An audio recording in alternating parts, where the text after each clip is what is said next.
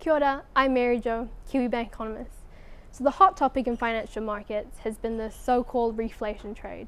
We've seen pretty decent sell-offs in global bond markets, leading to increases in interest rates. Now, driving this reflation trade is ultimately an improving economic outlook. Economies are recovering strongly from COVID lockdowns, vaccination programs are underway, and most importantly, there's an expectation that government stimulus packages really have the potential to boost economic growth. And because of this, inflation pressures are starting to mount. Now, with all this good news and the expectation of inflation returning, markets are starting to question whether there's need for further monetary stimulus. That is, markets are questioning the commitment of central banks to keep monetary policy accommodative, but they don't seem convinced. You see, recent market moves suggest that any dovish rhetoric or dovish tone that central banks are trying to convey are having little lasting impact. Instead, there's expectation that central banks will withdraw stimulus and tighten monetary policy soon. And because of this, we've seen yields lift materially.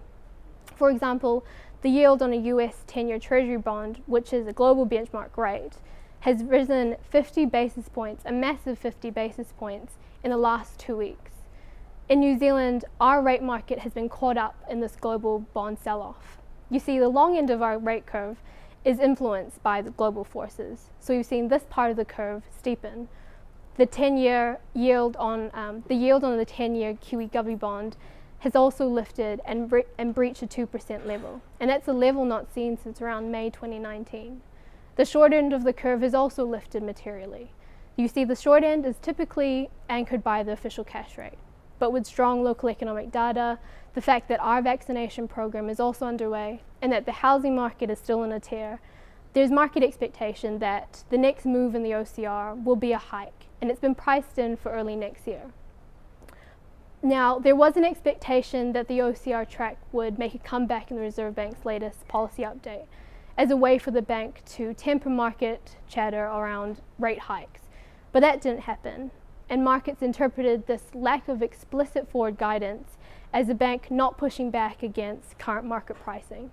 Now, we think that it's still far too premature to consider tightening monetary policy, but it's clear that markets are thinking otherwise.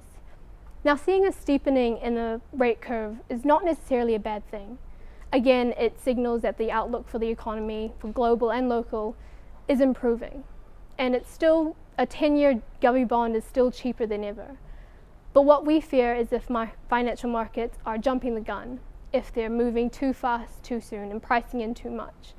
You see, any price pressures we see right now are largely attributed to supply chain disruptions because of COVID, and so can be ruled out as being transitory. Now, central banks, for one, won't want to be convinced that inflation is sustainably back at their target rate. And in fact, they're willing to let inflation run hot for some time to make up for all those years when inflation was stuck at the bottom of the range. So the next few inflation readings will be critical in determining whether there's merit to this reflation trade and whether core inflation truly is strengthening. So that's it for this weekly wrap. I'll talk to you in the next one.